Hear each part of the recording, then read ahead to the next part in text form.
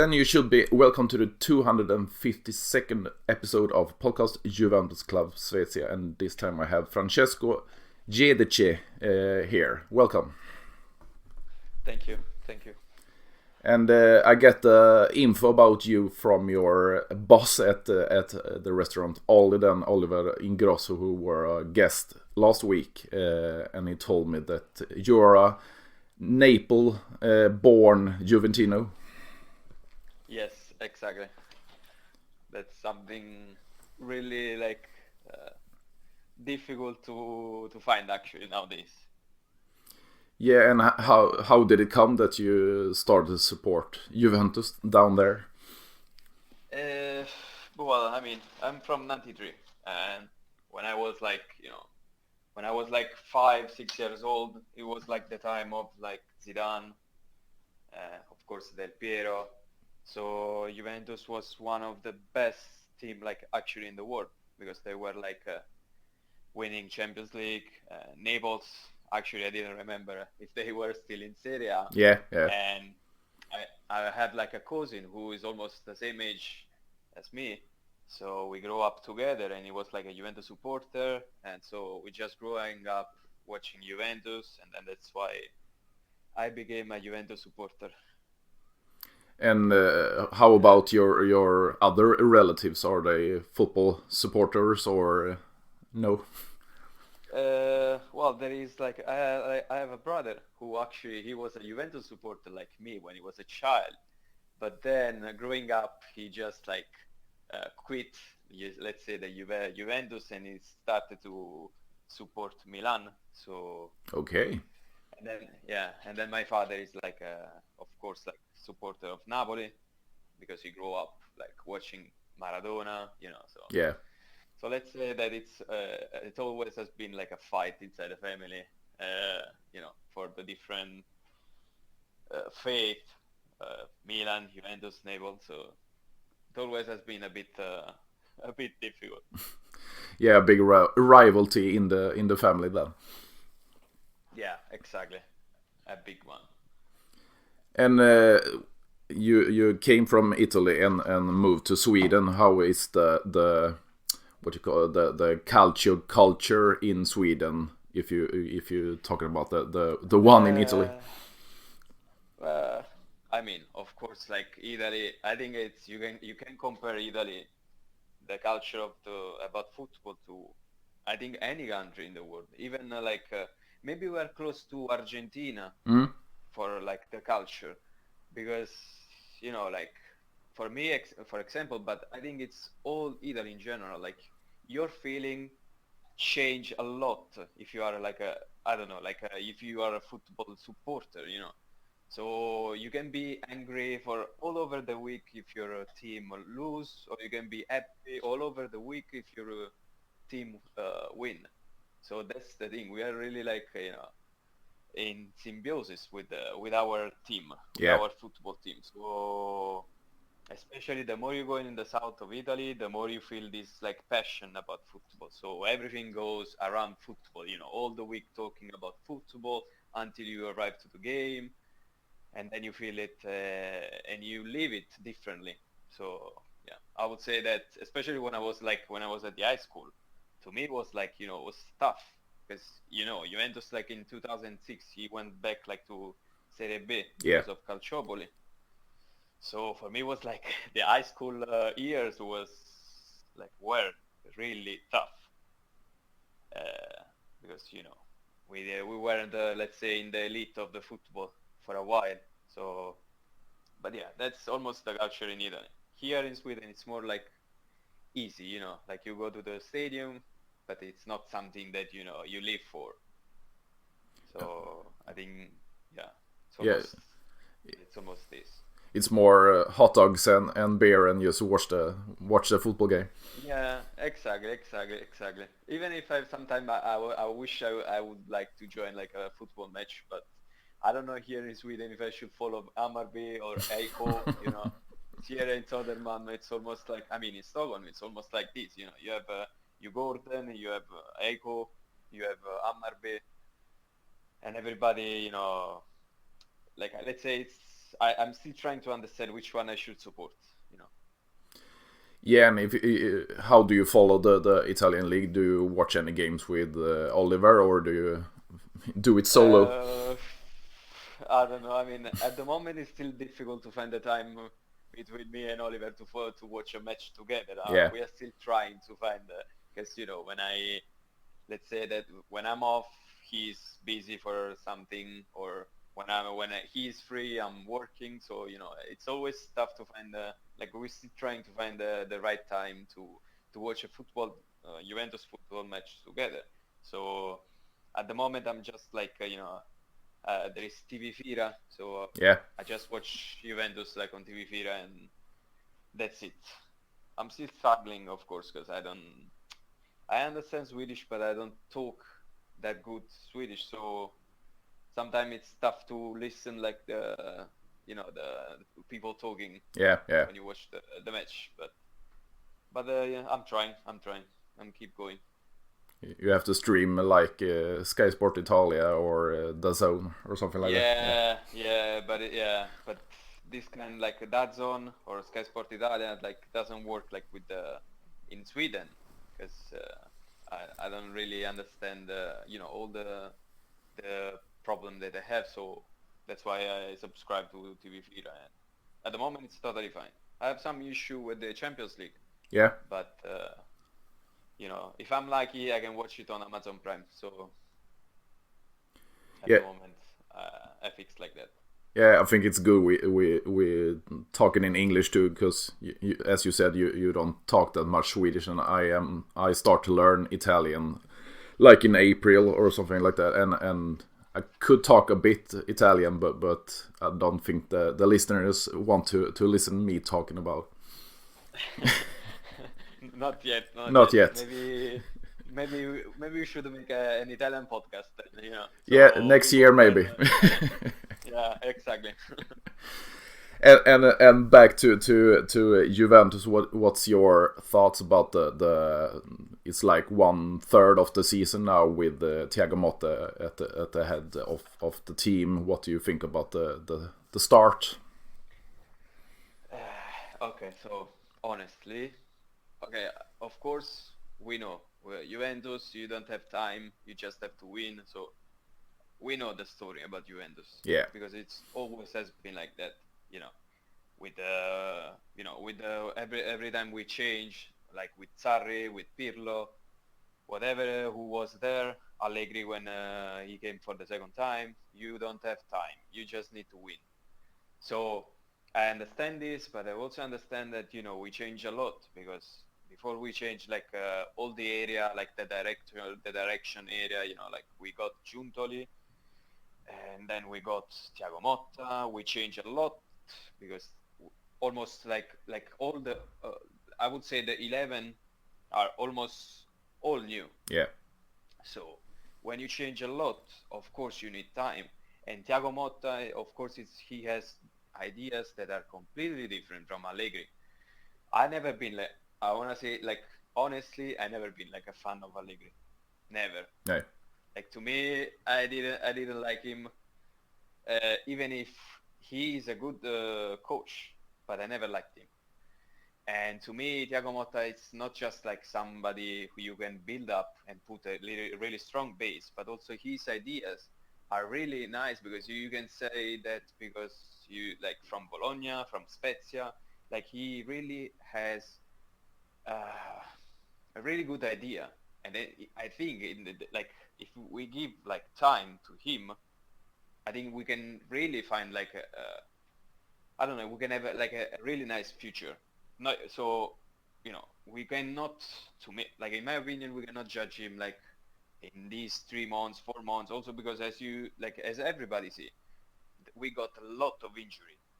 People that we just came during the summer, they got injured, and I'm talking about, I don't know, Cup Miners, I'm talking about Douglas Lewis, I'm talking about, we lost Bremer, which is one of the best defender we had, and in general, all over the world, Bremer is one of the best, in my opinion.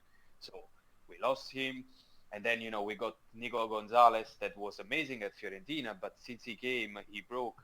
So we did like he didn't have the time actually to play with the 11 that was in his thought, and then we also like we lost Cabal, so every time it seems like we are just surviving.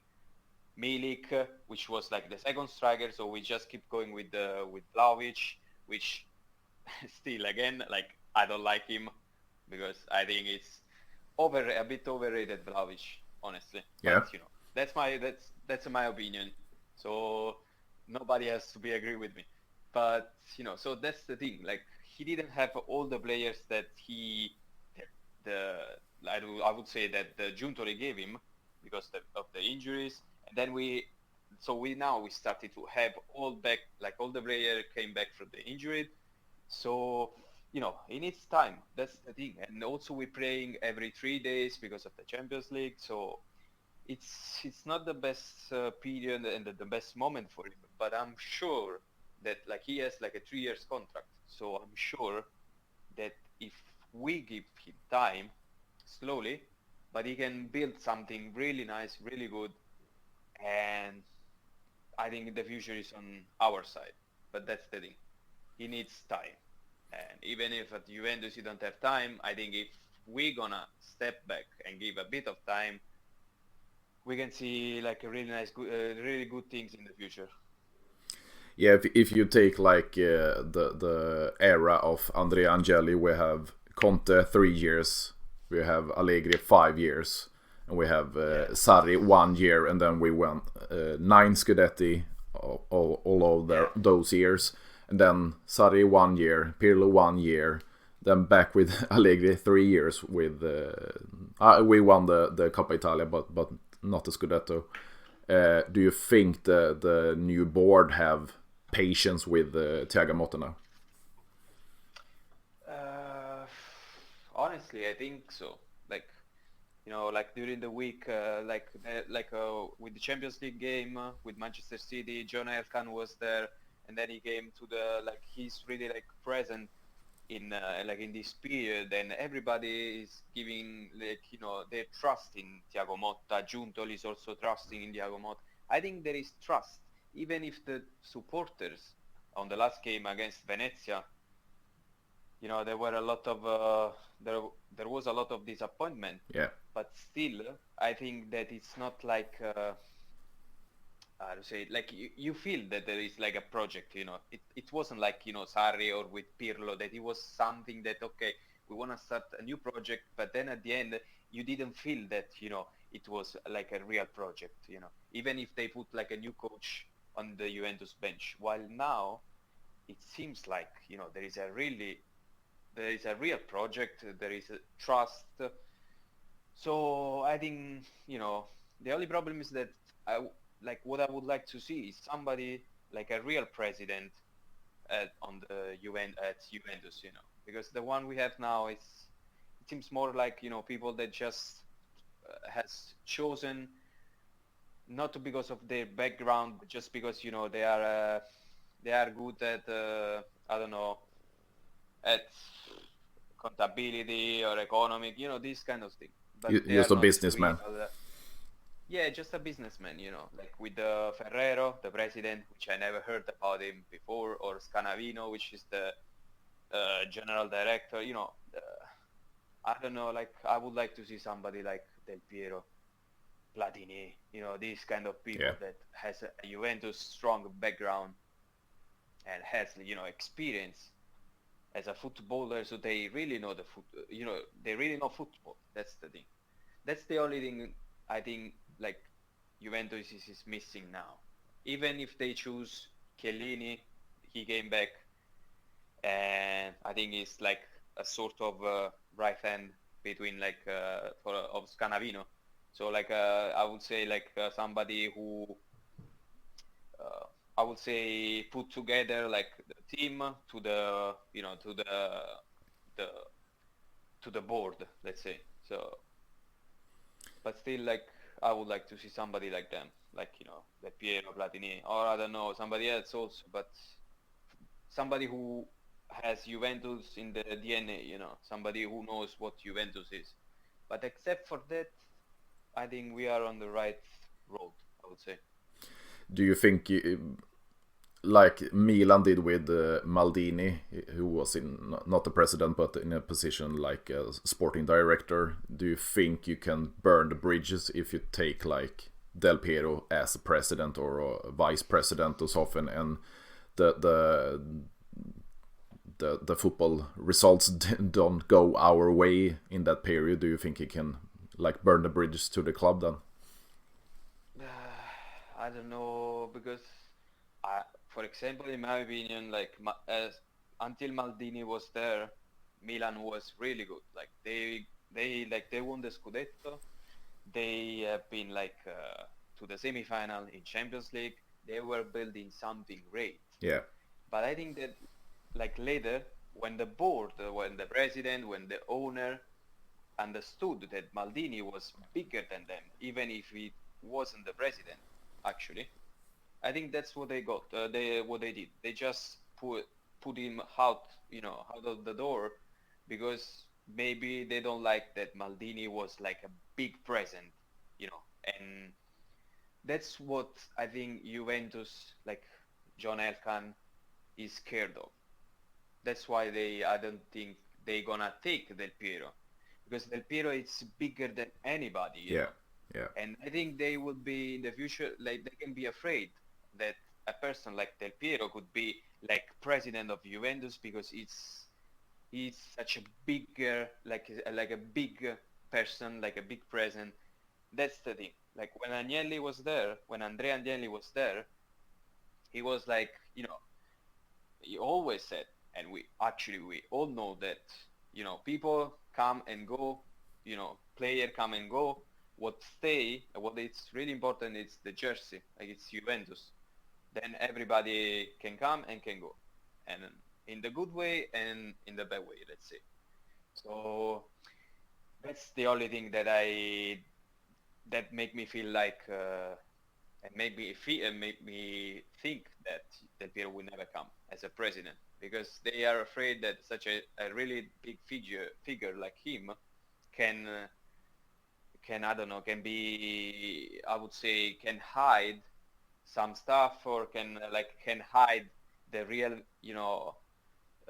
I don't know, the team or the other people who works for Juventus. So that's the thing. But I really wish we could get like Del Piero as Milan did with Maldini, because I think that's what we actually missing. Just a person like him who can be like on top of the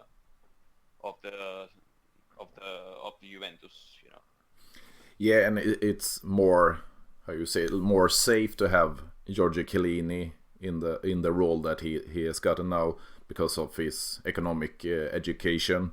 And if you are going to take back Del Piero, it's for me a more, what you call, a hands-on role for him in Juventus. Not the president maybe, but a more hands-on. And he got the bond to the club, the bond to the fans, so he can build up again. But as you say, he's almost too big for the club, so it's a risk to take him back. Yeah, no, but you're right. Like Giorgio Chiellini has chosen because of his business and economic background, because we don't have to forget that actually he's like he has a degree in economic studies, so he also was chosen for something that he has. Of course, Del Piero, you will choose Del Piero because of his past, but not because of his like ability or skills of governance, because he doesn't have any of this. So that's the thing, and also, Chiellini is not like such a big presence like Del Piero. Of course, he was captain. Of course, he spent like 10 years at Juventus. Actually, I think more. So, of course, he's still like part of the history of Juventus. Yeah. So it's always nice to have people like Chiellini, but still it's not Del Piero, And, so that's the thing. And talking about the Agnelli family, Andrea Agnelli, do you miss having? We have John Elkann, the cousin, at the CEO position as at Exor, but do you miss have a Agnelli family member as a president? Yeah, Honestly, yeah, I miss them because before Agnelli came back, like before Andrea Agnelli came in 2011, when he came back and he chose Conte, with Marotta and stuff, because we were like just like a normal team, like we were struggling in the middle position of the Serie A with the, I don't know if you remember, Koboye Gigli, Yeah, which was yeah, another person that that's like he was like the director in Italy before Juventus. He was yeah, like a director of like a mall, Rinascente. It's like a famous mall in Italy, but yeah, still like doesn't make any sense. Like with football, like it was completely different. So, and also Jean-Claude Blanc, which actually now I think is at Paris Saint-Germain, but yeah, still yeah, these people were like, people like now, like Ferrero and Scanavino, like they were chosen, but actually they doesn't have any, any connection with football yeah, or in general with Juventus. And so when Andrea Agnelli came back, even if he wasn't a player, but he grew up with his father Umberto. He also grew up with the uncle Gianni. So he grew up in the Juventus environment. So it's not just somebody, like it's not just an owner. He was like, Juventus was his life. And I think still now he's like sad for what is happening, because I think with Agnelli, like since he came back, he chose Conte. We started to win the Scudetto. We had like a strong position in Europe, in the Champions League, but also in the ECA. We were like something big. And then then the thing about the Superlega, yeah, which actually I was a fan of it, because to me it's it's like the FIFA now, and everything, the UEFA actually with Ceferin. To me now it's only business. It's not like real football. Superlega to me was something really nice because you gave the power to the team and not to like to the UEFA. There wasn't like this was the idea. So when I heard about it, I was like, wow. Do you know how many money UEFA make, and how many money actually the Champions League team finals get? Like it's there is like this I don't know how to say, like discrepancy. Like there is a mm-hmm. big difference. But then at the end, people watch Champions League because of the team, not because of UEFA. But all the money, like I don't remember actually the real number, but it's like 80% of the all the money UEFA take it, and maybe just 20%, 50% get it the finalists of Champions League, which is insane. Because at the end, people again, they're watching football, they're watching Champions League because of the team. And to me, it's just mafia now. Like it's not good. It's just business. Champions League. That's why I was like, okay, Superliga. Maybe if you think, of course, they had some issues. They got some problems because they still need to find the right way to present this kind of new legacy. I don't know how to say it, to call it, but to tournament. But still, I think that was a really nice idea. And I'm so sorry because after that, after Agnelli was one of the founder, everything started to collapse. It really felt like we were leaving another Calciopoli. And even if this time, it wasn't like our fault. And then with that one came back, like, there were, do you remember the Suarez case? Yeah, yeah, We had the Suarez case, and then we had like the problem because of the selling football player, that the costs were different, blah blah blah, all these things. How many teams did the same things that Juventus did and exactly. didn't get any problems? Why? Why? Even if I go back, I'm still thinking, like, when during Calciopoli, man, there are this is like if we start with that, like with that chapter, I can really talk for maybe one day, because literally there were so many issues and so many problems with the other teams, but then at the end, the only one who paid for everything was Juventus.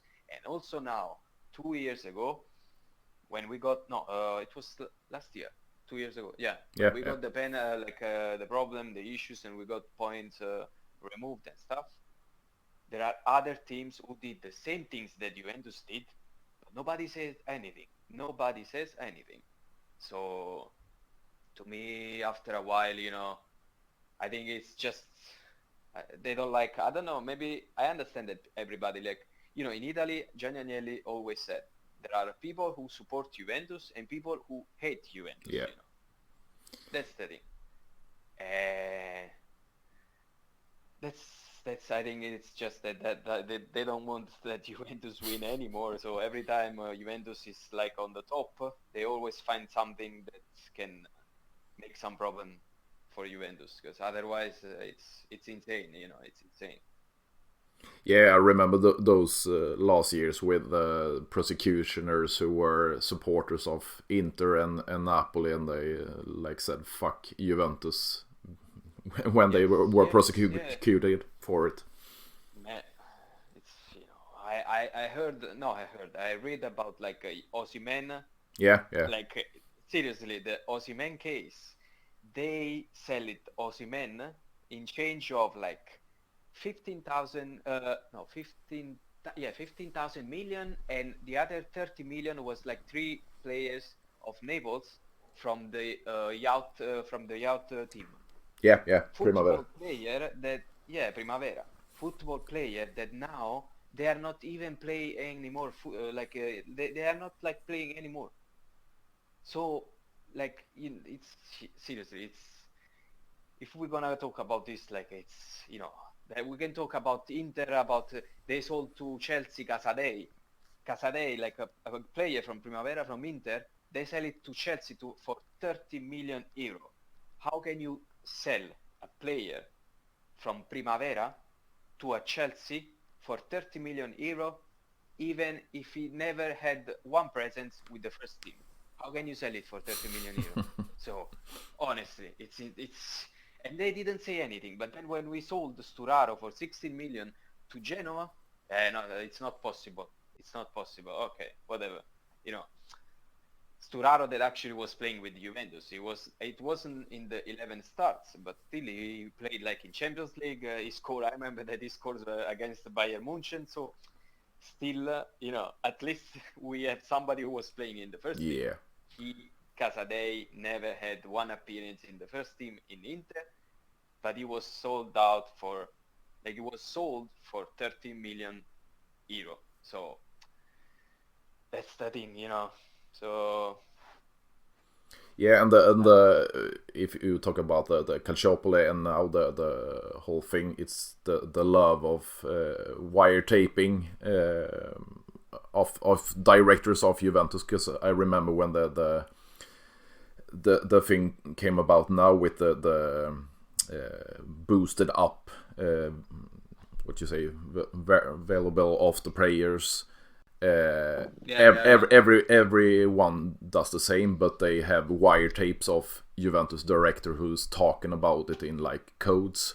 So they put it together and then prosecuted the Juventus for it. But as you said, every other club in every big league does the same thing, but they don't wiretape the guys. Yeah. Everybody, listen. Manchester City has the City group has team in all over the Europe. They have Palermo, they have Girona, they have a French one which I don't remember the name of the team. They have Manchester City. They are exchanging player. Yeah. The same group in different team, and nobody would say anything. That's the thing. Actually, the City. Actually, I don't know if we're gonna see City next year in Serie, in the Premier League, with all the scandals and all the issues they are having. But still, it's too late. Also, this thing about the fair play, Paris Saint-Germain. Man, come on. They gave 160,000 million to Mbappe for fidelity, for trust, for fidelity for staying at PSG another year, where they got all this money from, of course, from the the Emirates, and this kind of stuff, but still, fair play financiario, it's like the fair play, it's something that you sell and you buy, the cost has to be almost the same. But for the Paris Saint-Germain, when they bought Neymar for 2,000 million euro, they didn't sell anything. What they did, they just they just push up the contract with Emirates. So they got the same year from Emirates, which is the same owner of Paris Saint-Germain. They just got 2,000 million euro from the sponsor, and they got it. They fixed it. But this is bullshit, it's. I'm sorry, that's the thing. If we wanna follow the fair play, you have to that financial fair play. You have to follow in the right way. So you sell and you buy, and the cost has to be the same. But if you buy football player for 100,000 million euro, and then you don't sell for the same amount, man, you cannot fix it with your sponsor, because at the end it's the same owner. So also this during the year, Paris Saint-Germain bought so many players, Manchester City bought so many players, so much money they spent, but they didn't sell anybody. So where did they get the money? Because of the sponsor. But it doesn't work like that. And the horrible thing is that nobody say anything, and it's really easy to see it. So I don't know where we are going actually. Yeah, and it was the same, as you talk about Andrea Agnelli, when the Superliga came about. He was president of ECA and he was in UEFA. And when he left after the Super League, El Khaifi, the president of Paris Saint-Germain, were the new president of ECA. And he get a TV license deal for his beIN Sports at the same time. Yes. So it's just corruption. Yes, that's true. It's completely true. That's why it's it's insane. It's insane. That's why I think sometimes I think a Superliga was like a change, to throw away this UEFA and to build up something different, something that it's for the team, it's for the for the football team, and not for the just business. That's the thing. That's why for me it was, and I think it's still, because actually the Tribunale Europeo, I don't know how to say in English, but where they shows that Superliga can be real, because you cannot monopolize. Is that true? No. Yeah. You cannot have just one tournament. Everybody can be free to make a different tournament. And when they got this decision, it for me was okay, so maybe we can see the light, because otherwise only UEFA, it's just mafia, because at the end they decide who has to win, they decide everything, and it's not good anymore, when in the 90s, in the 80s, but also in 2000, when you were watching Champions League, you were really thinking, oh, okay, maybe this year, something will happen, it's not winning always the same team, but now it's, that's the thing. I think at the end of the day, it's just business, this Champions League, and in general, the ECA or the UEFA, all these things is just business. It's not football anymore. Yeah, and it's the same with if we talk about the new system in Champions League by UEFA and the Super League, it's the same thing almost.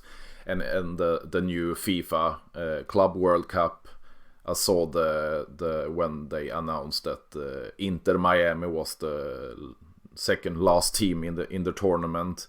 They were the greatest team in MLS, but they just won the conference. They didn't won the MLS, and it's just because of Messi. They want Messi in the tournament.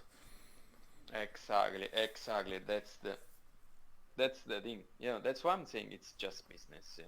Because this thing also about like Inter Miami, as you said, like now I think now for example Los Angeles Galaxy won the conference, no the conference, the MLS Cup, I think.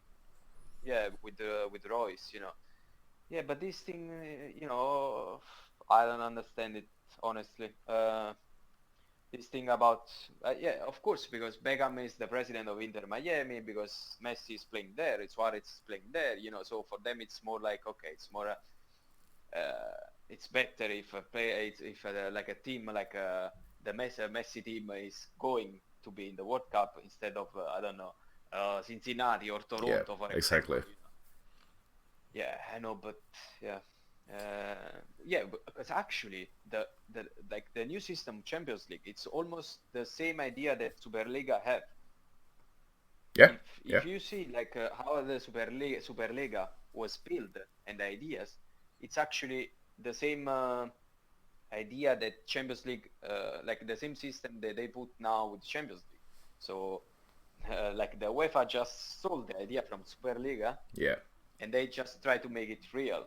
And actually, it's not even like the same. But you know, I don't know. I hope like they will make a clean also in the UEFA board. Yeah, get rid of Schäfer and get rid of Infantino in FIFA. Yeah.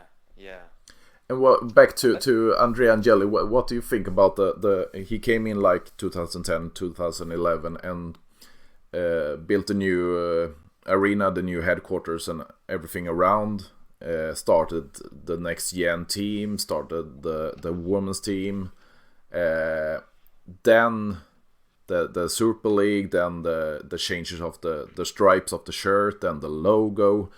What do you think he left behind of his like 11-12 years at the Rome of Juventus? I think honestly, I think he just tried to give like a new identity without leaving the real identity of Juventus. Yeah. He understood that we are going to the future, you know, like now there is Twitch, you know, Instagram, all these things. He just tried with other people like to make Juventus not like again like a winning team, but also something that also the new generation can follow, you know, because now it's all about social media, you know. So also the decision about the new logo, the next gen, all these things, you know, they're also making like, for example, on YouTube, they're making like this story about the new players of next gen, you know, all these things. It's just a way to connect more children, more young people to Juventus and to football, because after Twitch, after all this social media grow up, people, the new generation start to be more like less, I would say, less interested about football. So all the decision that he made, you know, the Creator Lab, Juventus Creator Lab, all these things, it was just something to make, to like to take back all the new generation, to like to fuel the new generation, the interest of the new generation to follow the Juventus and football in general, you know. That's the thing. But yeah, I mean, like Andrea Agnelli, he gave us like a new identity. Like he gave us like a new home, you know. We were playing at Olimpico di Torino. Man, Olimpico di Torino was disgusting. I've been there. Was like it's you know, when you were inside, you didn't feel like you were at Juventus home. Since Juventus got the new stadium, the Allianz Stadium now, it's completely different. He gave us like an identity, he gave us like a home. When you go, I don't know, have you ever been to Allianz Stadium? Yeah. Like you feel you are home, you know, you feel like, this is Juventus home. You know, I feel like a home. You know, all the technology that you have at the stadium, all the music, the show, everything make you feel like, wow, that's amazing, you know. I've been there like several times. I've been there when Del Piero left. I've been there when we won against Atletico 3-0 with the Ronaldo. How do you say? Yeah, Ronaldo, 3 goals. I've been there several times, and I always be grateful to Agnelli that he gave us like a hope. Then, of course, you can say it's not that big, but still, because it's like 40,000 seats. Yeah. You know, if you think about Barcelona Stadium, Real Madrid Stadium, Bayern Monaco Stadium, they are way bigger, but still, we have like an identity. We have like you know, he gave us like the faith again, you know, like he gave us like you know, again like I don't know, I would say like the trust, you know. He gave us, you know, the hope to be back, you know, in the elite of football. That's what I think about Andrea Agnelli. And of course he sometimes, like, he is human. Of course he gets sometimes like he didn't get every time the right decision, because with Del Piero, for me, you know, he didn't treat him like he should be. But in general, I would be always thankful for Andrea Agnelli for what he have done for us, like for the stadium, for the next gen, that as you can see now, like Bangula, Ildiz, Savona, all these players from next gen. Man, I don't remember last time Juventus can have like the chance to get like to get football player from Primavera ready to play in Serie A and play in Champions League. Seriously, like what's the last time? I don't even remember. Yeah. Like in the past, it wasn't impossible to think about it. Every time we got a good player from Primavera, we always put it, like we always send it to, you know, another team in the lowest position of Serie A or Serie B, or I don't know, maybe Netherlands. But you know, now you feel more like, okay, there are some players in next gen who can actually play in the Champions League. You know, Savona. Listen, Savona, I never heard about him. Never. Seriously. I heard about Ildiz, which actually I mean, now not anymore, not that often, but before I was texting him on Instagram. I was talking with him. Yeah. Bangula, never heard about Bangula. The only one was Ildiz. But then Bangula, Savona, man. And this is also, like, I would say, even if you think just about the money, if you're gonna sell Bangula, you can sell it for like 15 million euro, for example, and it's just a player that came from next gen. Yeah. And actually he's good. He's good. He's not the best, but he's good. And that's thanks for Agnelli, that 10 years ago, he saw the future and he saw like, okay, we're gonna build up a next gen. So in this way, people like football player will be more ready to jump in the first team. And that's something to be grateful for life, you know, because now, as you can see, Milan has also another also like Milan Futuro, I think is the name, which is like the next gen. Atalanta also, but they are starting now. We started like 5 years ago, you know. So I think also with Andrea Agnelli, we are also one step ahead to the other, you know, to the other team in Italy, but also in Europe. Because maybe Spain has this thing about the next gen, that they have like that they play in Serie C or Serie B in Spain. Yeah. But for example, England, they have like a tournament between all the next gen. So it's not the same, you know. And then other country, I don't think they have like a next gen. They have Primavera as everybody, but it's like a different tournament. So yeah. I will be always thankful. Now when you talk about it, I can just remember one name who went from Primavera to the first team and made a name, and it's Claudio Marchisio. Claudio Marchisio, exactly, and also another one, but these two.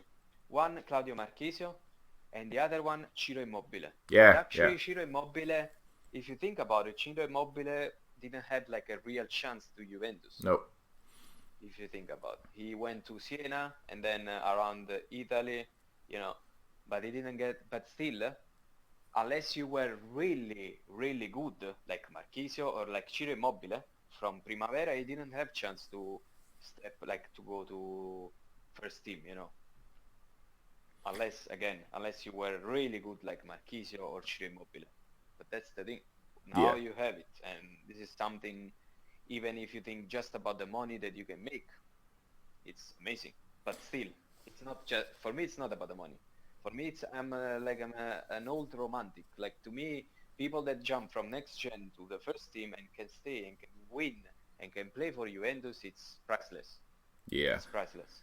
And it, as you said, just because of Andrea Agnelli, and I praise him for the next gen. I praise him for the women team who won like 5 Scudetti in a row when they started, and the arena and everything about it. But the change of the logo, the crest of the shirt or the brand, I just can't understand it because it's too fucking ugly. and I understand that the commercial side of it, you sell it like I have the writer of the book World's Football's Crest like 2 episodes ago, and he's talking about the J for Juventus is like New York Yankees. You can sell the cap with just the logo, but it's too fucking ugly. Yeah, I know. But yeah, that's the thing. It's true. It's not like the old one. But that's the thing. Yeah, I mean, sometimes you just need to change for the future, because otherwise you can keep staying in the past. That's the thing. Then of course I understand this. Like, of course, like the logo, the Juventus logo. I have a tattoo of the Juventus logo, of the old one. Yeah. On my arm. Same here, but on the chest. Yes, but I understand. The future is growing. Like, everything is growing. Everything is evolving. So you need to be step by step following the evolving situation, because otherwise you can keep stuck in the past. That's the thing. Then of course, as I'm agree, like the Juventus logo is the Juventus logo. The J is more like like a New York Yankees or stuff like that. But if actually, like, all this decision, you have to think about that. All this decision on the social at the end give us like a chance to grow up. All these things, collaboration with, I don't know, with the NASA brand or this kind of stuff. I understand that maybe it's too commercial to stuff, but still, these things help Juventus to grow up. If we can grow up as a brand and as a name, not because of just the winning on the field, but also because of this thing, maybe, we can get more money to buy more players. So at the end of the day, it's always good. Then, of course, again, I'm an old romantic. So to me, the logo, the Juventus logo, was the other one. And also the jersey, But, that's the future. That's the evolving stuff. And we have to, in a way or another, we have to support it, Yeah, and at the same time, as you as a Italian, do you think it's the contrast, because you have the culture, you have the tifosi, you have the ultras? Do you think it's just the contrast that you are it's like a religion in Italy, football, and the contrast with the Americanization, the commercial stuff, it's just a contrast to your opinion or your your side of football? I don't know, because actually you came up with a good thing, like a good point of view, because at Milan, like, there was like one day, like yesterday or 2 days ago, there was like a protest of the supporters. They were saying, we are not American, we don't follow your rules, we are this is Italy, this is Milan, we don't want like American owner, this kind of stuff, because that's also the thing, like as you can see, more years pass, and then more brand, like more football team got the interest of the Americans. Yeah. I mean, Bologna is American, Rome is American, Como is American, Venezia is American, like Milan, of course, is American. So this thing, it's good, like in a way, because you got the attention and the interest of American people, like from the United States, you know. So in this way, football can develop and can grow up also in the United States, which we know it's not the first sport, because the first sport is baseball and basketball. Yeah. So in some kind of way, it's good because like Serie A can grow up and can be more, like he can have more appeal in the United States. But it's also true that, of course, they came up with their idea of commercial stuff to Americanize the brand and stuff like that, which of course are not good, because you are still in Italy and we have like a different culture about football, about the sport. So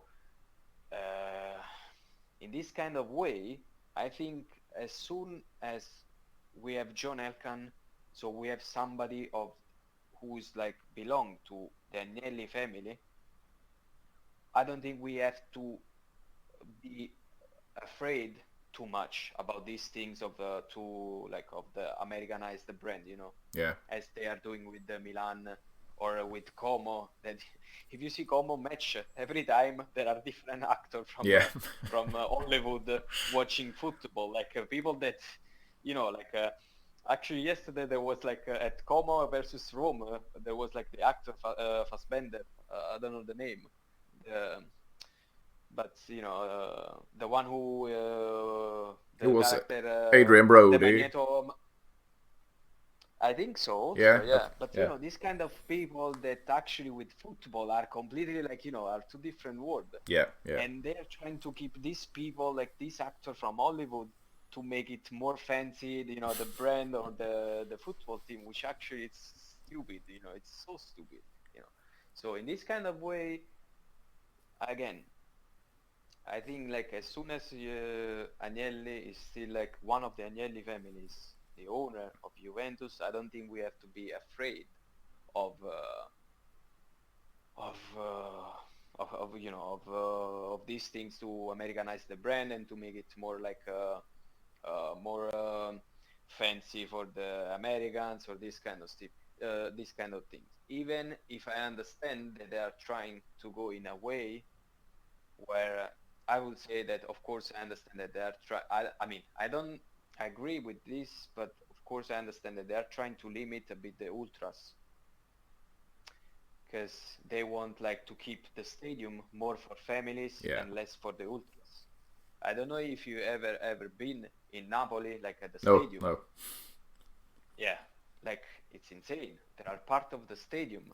Then of course, as a supporter, if you see like there is like a curva A and curva B in Napoli at the stadium, it's insane. Like in the positive way, because of the support that they give, the light, like not the lights, the chori, I don't know how to say, chorus, you know, all over during all the match.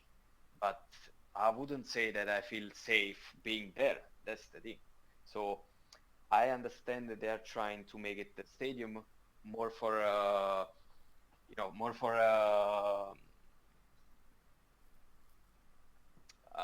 this family, let's say.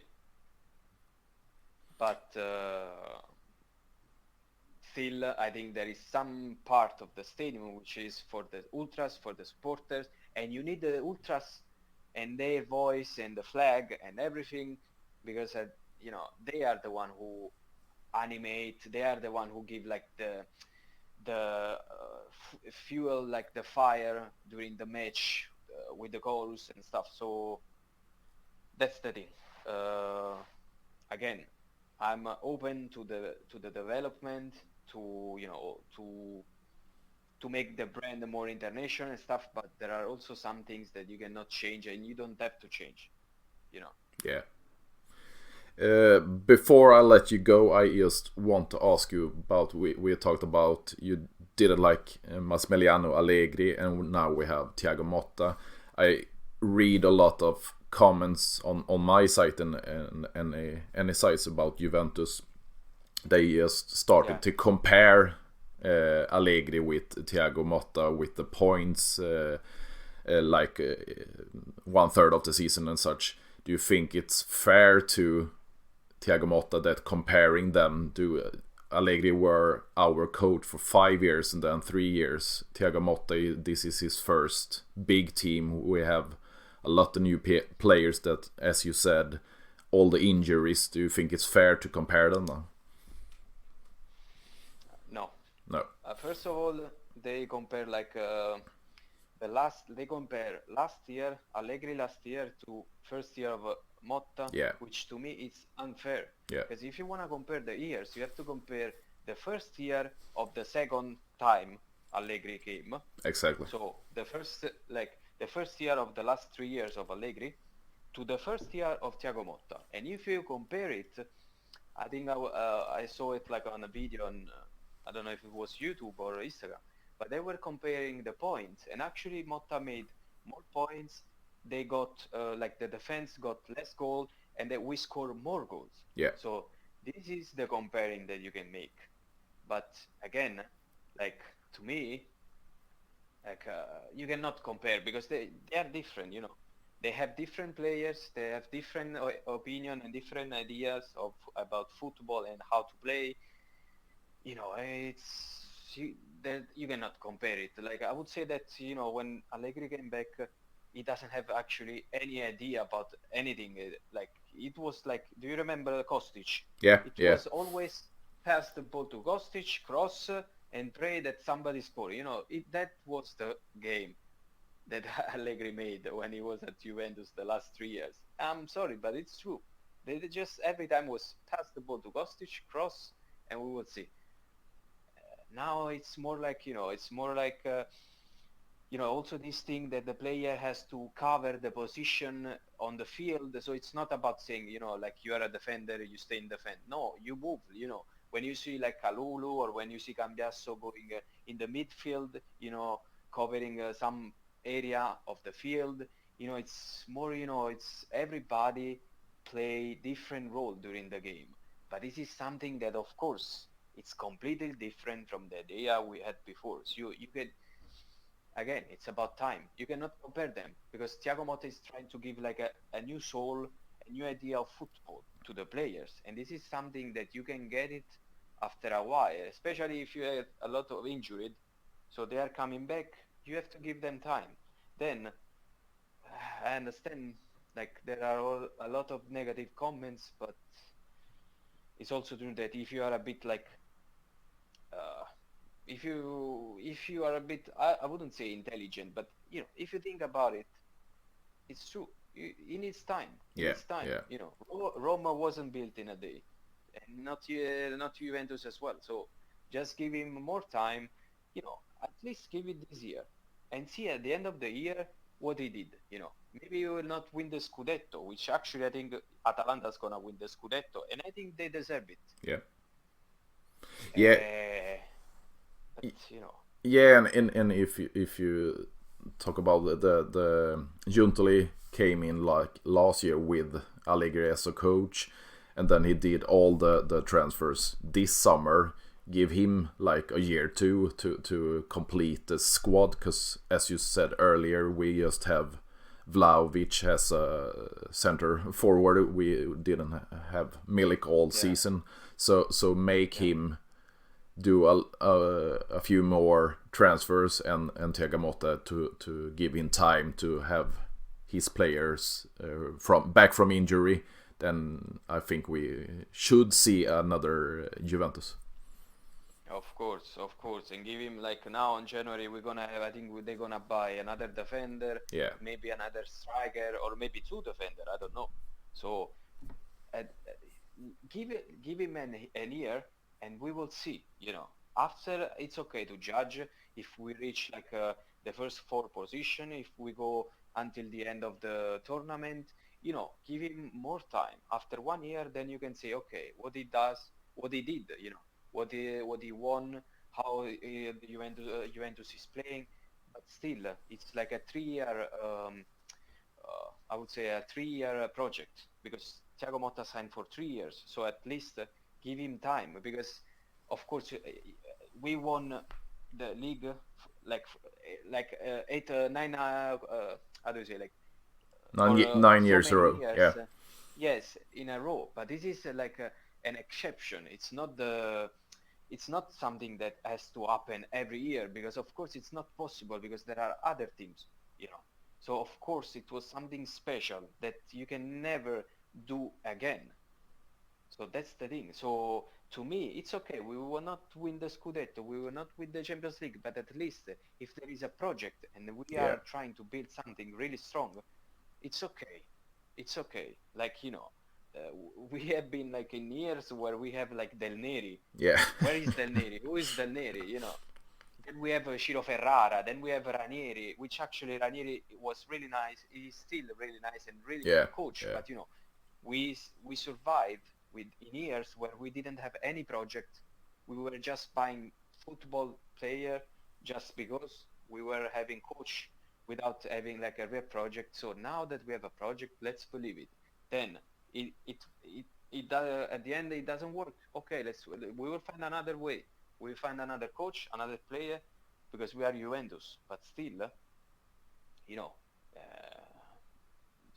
Liverpool was lucky that, I mean, not just lucky, but it can happen to every team to find like a new coach and start to win from immediately. You know, with Arne Slot, the Liverpool coach. Yeah. They just he just came this summer, and he's one of the best team in Premier League. I mean, he's the best team in Premier League now, and I think one of the best in Champions League. So, but you know, this is an exception. Like, it's a special thing. It's not something that happened to everybody, to get the right coach, the right timing, the right player. You know, some project needs more time than others. You know, so that's the thing. Yeah, exactly. A lot of thanks, Francesco, to talk. It was great talking to you, and maybe in like a year or so we can do it in Italian instead. Of course, but also in English is fine. Maybe I will start to speak Swedish in a while. Yeah. If I get the time to learn it, but otherwise it's totally fine. I had such a good time. I hope to do it again soon. Maybe next time we're gonna do it, we're gonna talk about some trophy that Juventus won. Yeah, exactly. I would gladly have you back, and say hello to Oliver for me. Of course, I'm gonna meet him like in 30 minutes. Yeah, great. Have a great day, and we get in touch in a few months. Yes, thank you so much. Have a good day as well. You too. Ciao. Bye. Ciao.